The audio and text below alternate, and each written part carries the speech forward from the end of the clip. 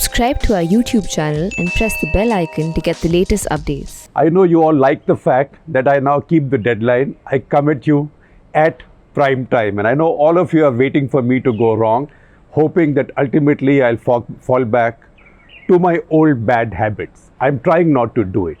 And you know what? I'm also conscious that coming at prime time, I'm competing with formidable TV anchors and formidable TV shows. तू मैं Rahul Gandhi, so and so, Narendra Modi ने क्या कर दिया, so and so, you are a so and so, you are a so and so, etc. etc. I know it's very entertaining. I simply can't match that act.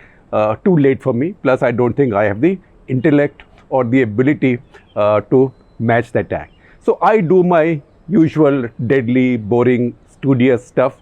But I also know that so many of you value it now, and every day more of you value it. So I must be doing something right.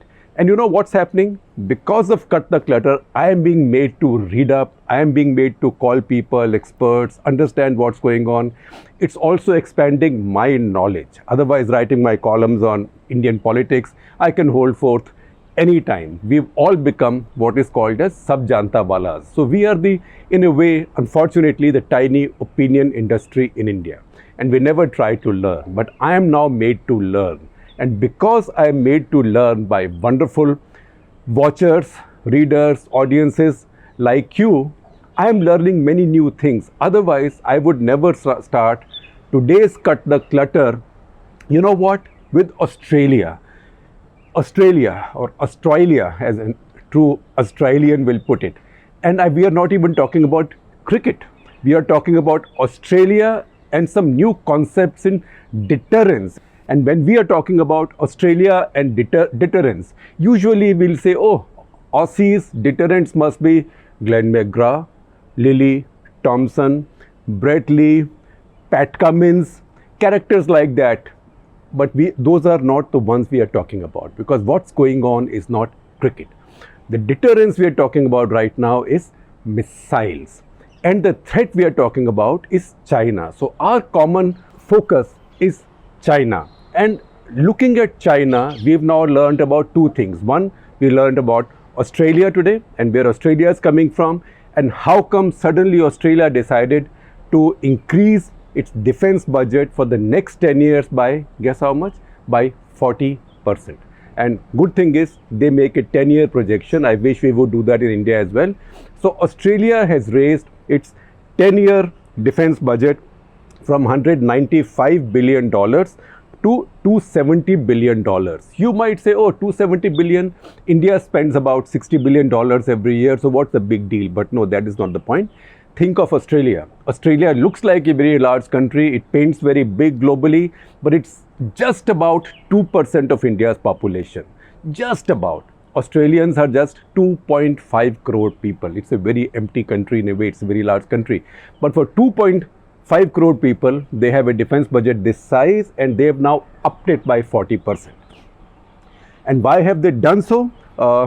There are lots of good lines, important lines that Australian Prime Minister Scott Morrison used today, but there is one that I will quote upfront to you. He said, even as we stare down COVID crisis in our country, we need to also prepare for a post-COVID world that is poorer, that is more dangerous, and that is more disorderly.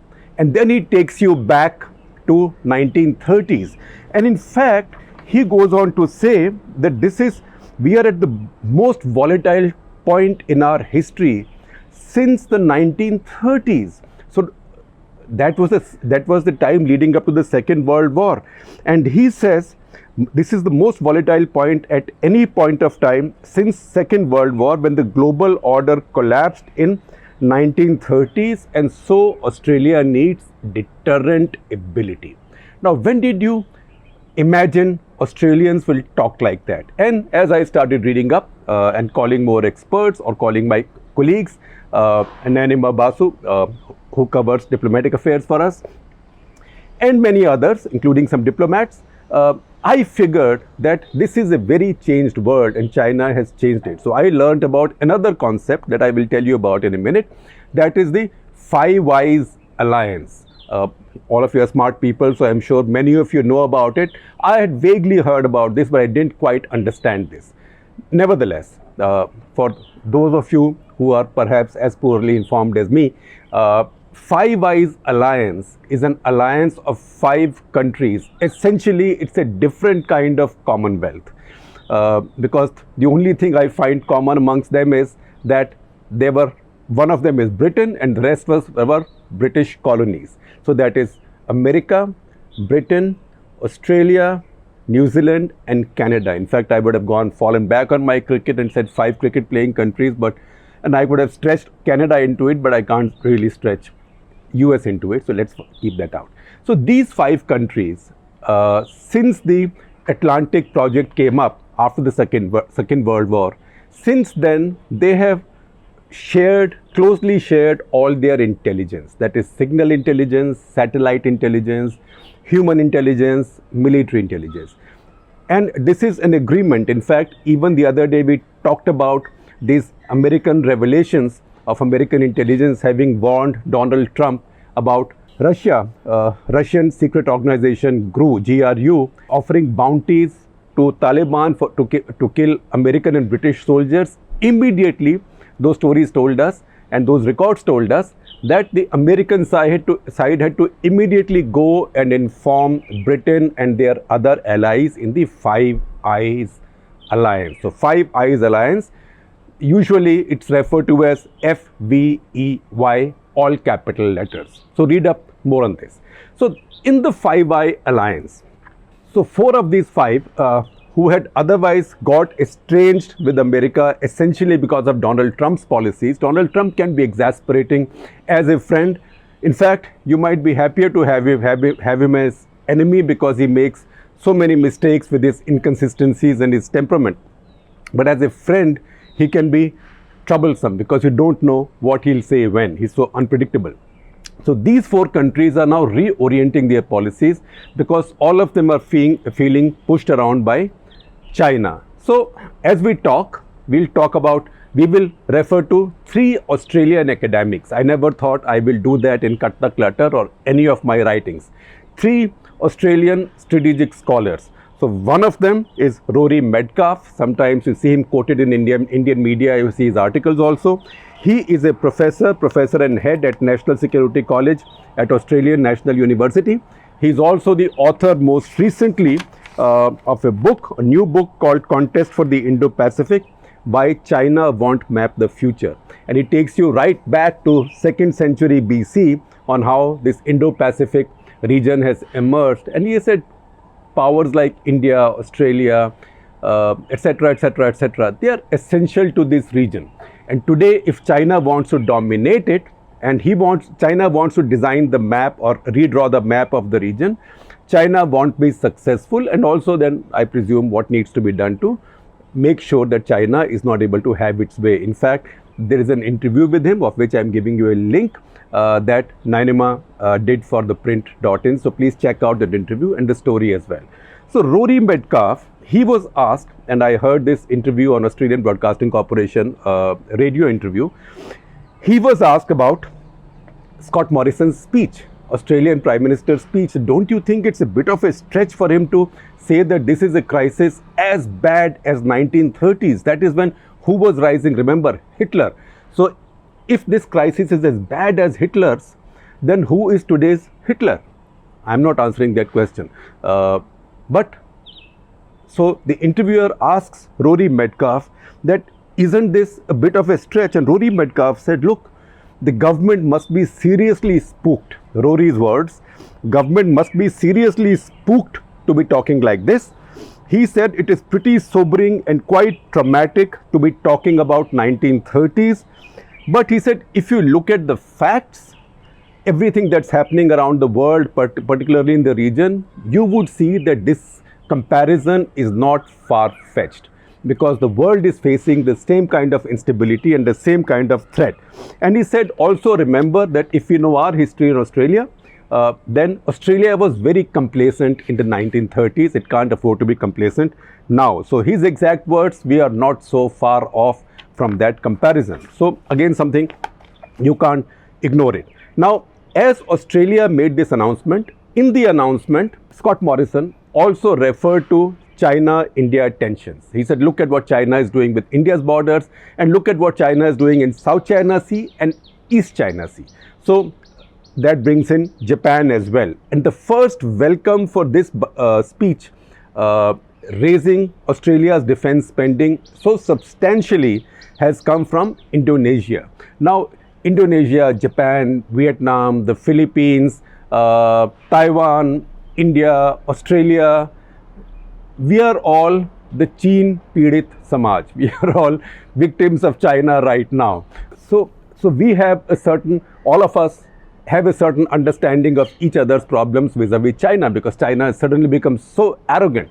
In fact, assertion is a word that I find much too forgiving. And when you're dealing with hard power politics, I'd rather not use euphemisms. I think China has become arrogant. Assertion is a much nicer way of putting sheer raw arrogance, and everybody is responding to it.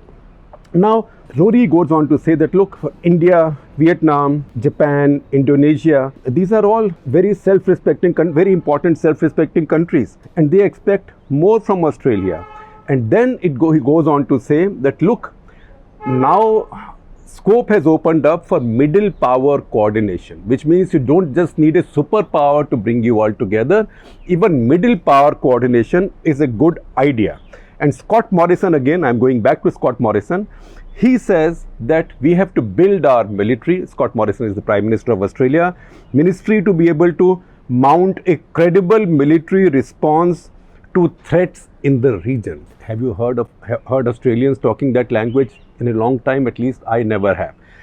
And where is he going to spend this extra money? He's not going to spend this extra money in salaries, etc. He's going to allocate it to satellites for intelligence and long-range missiles, which he will buy from America. So long-range missiles of deterrent value. So Australia can respond to another country with long-range missiles. Obviously, that country is not India. Obviously, that country is not France. And most certainly, that country is not America. So you know that it can be only about one country. So that is the big change right now. And he's talked about, Australian Prime Minister has also talked about alliances and other partnerships which might be possible. So go back to Rory Metcalf. He said it's for the first time since 1940s that Australia will now be looking at unfriendly presence or threats coming in from Pacific Ocean, because until now it didn't have to worry about that, but now it will be. So that is where this big change is coming from. And remember, now Scott Morrison made a couple of mentions of India, but the fact is India and Australia have been sharing these concerns for some time. In fact, in 2019, last year, we held together a very powerful naval exercise together called AUSINDEX 2019. So that is one part of the story. The second part of the story is that this goes beyond Australia. So look at this Five Eyes alliance, which was the pivot of which was meant to be America, and how each one then went away, got distance from America, but now is figuring out its folly. So for that, I fall back upon another Australian strategic scholar, Salvatore Barbones. He's an associate professor at University of Sydney. I'm sharing with you an article, a long article or a paper that he's written for Foreign Policy magazine. Read that, because it taught me many things that I didn't know, and many of you will also find it interesting. Now, he points out that 29th of June, that is just a couple of days before this, just a couple of days back, Australia observed the 5th anniversary of having become a member of the Asian Infrastructure Investment Bank with China. And then he tells us how that happened, because that teaches you how China uses its economic power to further its strategic interests. In a way, I don't like oversimplifying things, but sometimes it helps us understand. China is the new East India Company without the pretense of being a corporation. East India Company was a fraud in the sense that the empire was colonizing this part of the world, Indian subcontinent, but they put it under the veneer of a corporate.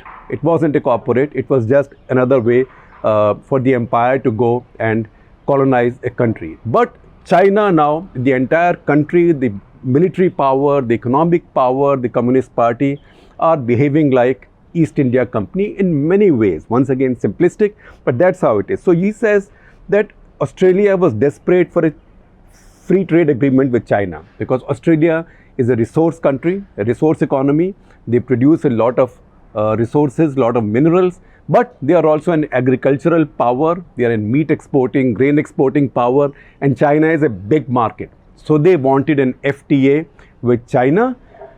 For that, in 2014, they signed with China a strategic agreement, a comprehensive strategic partnership. But looks like the Chinese were still not happy with that.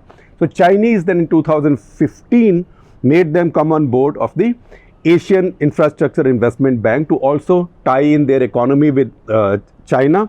Now, those Australians are upping their defense budget, seeing the threat of China. So this is Australia, in spite of being a comprehensive strategic partner with China. And then Salvatore Babones tells us something that obviously I didn't know, that China actually has strategic partnerships and alliances with many of these countries which usually would be considered to be Western allies. And there is a comprehensive list, but in this case, what's relevant for this discussion is the 4 members besides America of the Five Eyes Alliance. So Britain, New Zealand, Australia, Canada all have strategic partnerships with China, and funnily each one's strategic partnership has a different definition. Trust the Chinese to give you an original gift even when they want to tie you in. So Australians have a comprehensive strategic partnership. New Zealand, next door just across the Tasman Sea, also has a comprehensive strategic partnership. But Canada, which has had a much older relationship with China, in fact, and a much closer relationship, so close that, again I read in this article, that Canada's own parliament started an inquiry into Justin Trudeau's supposed exaggerated closeness to China. With Canada, it has merely a strategic partnership, but with UK it has global, comprehensive, strategic partnership. It's not enough for the 21st century. Each one of these 4 Five Eyes allies, China has strategic partnership, strategic alliances. All 4 are now getting estranged with China. Whatever their view on Trump, all 4 of them see the threat in China. So Australia, as we know, has upped its defense budget and is talking the way it's talking. And for Australian Prime Minister to actually mention China as the reason why he is having to look at defending Australia and Australia's allies and friends and shared interests in the region. Britain, which until the other day, just a few months back, allowed Chinese company Huawei to bid for the 5G contract in Britain, has now decided to review that. Now everybody has their own pain. Australia has the pain because Australia raised a question about from where did the virus come, and Chinese immediately hit back by saying that they were finding health problems with the beef they were importing from Australia and the barley they were importing from Australia, because the Chinese know what will hurt each one. Britain, on the other hand, has a very strong sentimental and also moral and also political commitment to Hong Kong. And remember, in Hong Kong, China has now railroaded this new national security law. As we speak, China has today made 180 arrests of protesters in Hong Kong, 7 of which have been arrested under the draconian new national security law. So Britain, Boris Johnson is responding to that very strongly. So Britain has now decided to review their clearance for Huawei to bid for their 5G contracts. New Zealand usually, Jacinda Ardern is there. She's so liberal that every Indian liberal wants to either her to become the Prime Minister of India or the world, or wants a New Zealand passport. Sorry, I'm being facetious. But the fact is that even she's getting fed up of China now because she has her human rights concerns over China's treatment of Uyghurs. Also, she's been pushing for Taiwan's membership or presence at least at WHO, and also I am sure Hong Kong is an issue. So once again, New Zealand also is being pushed back.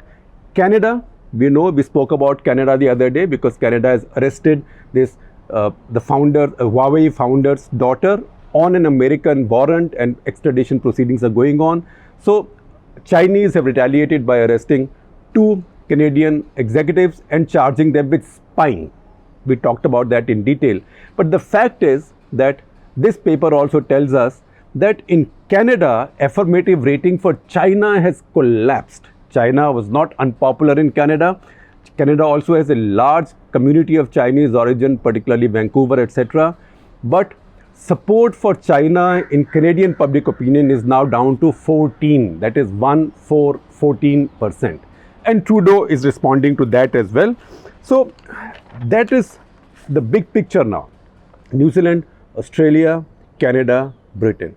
4 members of this Five Eye Alliance, which are earlier drifting away and which had all signed strategic alliance with China, are now all coming back together and seeing a strategic conflict of these alliances with China with their own supreme national interests. That's the big deal. And you want to know how powerful China is? Now see what China can do in Australia. Australia is not an impoverished third world, fourth world country. It's not some sub-Saharan republic. It's not even some banana republic. It's not even Pakistan where the Chinese can work through the army. It is a flourishing democracy and a very rich one. Australia, as we told you, is just 2% of India's population, but still half of India's GDP. So you can imagine how much richer Australia is in India and how rich it is. Yet in Australia, while Australia's federal government or central government is opposed to the Chinese BRI, Belt and Road Initiative, the Chinese have been able to use their diplomatic and money power to get the Premier of Victoria, which is a province in Australia, to sign up with Belt and Road Initiative, claiming some strange kind of diplomatic autonomy. Once again, read this paper that I am sharing with you by Salvatore Babones, which gives you the details of this. Now, strange country. Can you imagine if Government of India said to China, we are not becoming members of BRI, but any of the states in India decided to become a member of BRI, what it will do? So that has caused a lot of uncertainty, and people are now realizing that Chinese power has gone much deeper. For example, a lot of the universities are getting money from the Chinese. What do the Chinese give money for? To set up Confucius centers, to teach about Chinese language, Chinese culture, etc., etc. And universities find this lucrative. The second thing, a lot of the universities have a lucrative business also in Chinese students. So when Chinese now want to hurt the Australians, what have they done? I told you about beef and barley. They put restrictions on those imports, but they've also given an advisory to their students not to go to Australian universities. So this tamasha is now going on in our region. Interesting thing is that everybody is waking up to it. Now it's not as if stuff hits the fan in Ladakh, everybody will send their troops to fight for you. India will have to fend for itself. But this rise of China is now completely destabilizing and nobody is hiding away from it. In fact, I will conclude quoting the concluding line from Salvatore, where he says, now that all eyes are open, China will find it much harder to get its way. So American elections will take place when they take place. In American politics, if I watch the campaign, it's very clear that Biden, if anything, promises to be tougher on China than Trump, and he might be more effective. And now all these countries in China's front yard have exactly the same problem that India does. The only problem being India has a big unsettled land border with China, which they don't. And I told you in the very beginning that Kathak letter makes me read and makes me learn a lot of things that I didn't know. So one thing I learned today, and I know it will interest a lot of you because we keep quoting Karl von Clausewitz all the time for his treatise on war. Today is Clausewitz's 240th birthday. And where did I figure it? While I was researching Australia, etc., I found it on the Twitter handle of another strategic scholar, a professor of strategic policy, Vanya F. Bellinger, who's actually the biographer of Clausewitz's wife. In fact, her book is Mary von Clausewitz, the woman behind the making of On War. So remember, this is the 240th anniversary of Karl von Clausewitz, of the On War fame, somebody who gifted us the concept of the fog of war.